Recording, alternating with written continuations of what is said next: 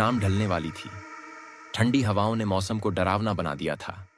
ऋषभ और उसके दोस्त जंगल के पास खुले मैदान में आग जलाकर बैठे हुए थे। यह ठंडी रात थी और सभी दोस्त आग के पास बैठकर बातें कर रहे थे। इसी बीच दोस्तों ने ऋषभ से एक भयानक किस्सा सुनाने की फरमाइश की। ऋषभ ने आखिरकार डरते डरते अपनी कहानी शुरू की। वो और उसके दो दोस्त अनिमेश और अमर जंगल की ओर निकल पड़े थे। सभी उत्साहित थे, कैंपिंग के लिए सारा सामान पैक कर चुके थे और रास्ते में हंसी मजाक करते हुए जा रहे थे। लेकिन तभी एक बूढ़ा बाबा रास्ते में मिला और बोला, आगे मत जाओ, खतरा है। पर दोस्तों ने उसकी बात अनसुनी कर दी और जंगल के भीतर चले गए। रास्ते में घना अंधेरा और तेज हवाएं चलने लगीं। फिर अचानक बारिश शुरू हो गई। बारिश इतनी तेज थी कि उन्हें रुकने की जगह की तलाश करनी पड़ी। कुछ देर बाद एक दूर दराज की झोपड़ी दिखाई दी। वे वहां रुकने का फैसला कर चुके थे। जब तीनों दोस्त झोपड़ी के पास पहुंचे तो उन्होंने दरवाजा खटखटाया। कोई आवाज नहीं आई। फिर अचानक दरवाजा अपने आप खुल गया और सामने एक अजीब सुंदर महिला खड़ी थी। उसने तीनों को अंदर आने का न्योता दिया। जैसे ही तीनों दोस्त अंदर पहुंचे, ऋषभ को माहौल थोड़ा अजीब लगने लगा। सब कुछ सामान्य था, लेकिन अंदर घुसते ही उसे एक अजीब सी घुटन महसूस हो रही थी।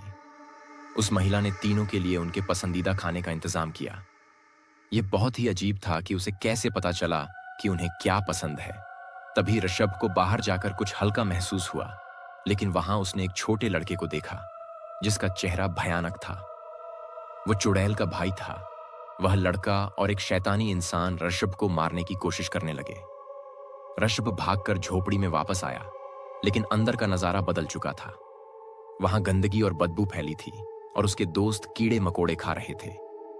ऋषभ ने जैसे ही अपने दोस्तों को स्थिति बताई, वे घबराए और समझ गए कि ये सब एक चाल है। तभी उस औरत का असली रूप सामने आया। वह चुड़ैल थी। उसका शरीर बदलने लगा, पैर उल्टे हो गए और वह चुड़ैल तेजी से उनकी ओर बढ़ने लगी। तीनों दोस्तों ने भागने की कोशिश की, लेकिन बाहर बारिश और तूफान ने उनका पीछा किया। वे किसी तरह अपनी जीप में भागने लगे, लेकिन चुड़ैल पीछे से जीप का पीछा कर रही थी। आखिरकार ऋषभ ने भगवान हनुमान जी की तस्वीर दिखाई और हनुमान चालीसा बजाई। इससे चुड़ैल पीछे हट गई और जंगल में गायब हो गई। ऋषभ की कहानी ने सबको डरा दिया, लेकिन अंत में उसने समझाया कि भगवान की कृपा से वे सभी बच गए थे। मुश्किल घड़ी में भगवान हमेशा हमारे साथ होते हैं, ऋषभ ने कहा। अगर आपको ये कहानी पसंद आई हो तो लाइक और सब्सक्राइब करना न भूलें और कमेंट में बताएं कि अगली बार किस तरह की कहानी सुनना चाहेंगे। धन्यवाद।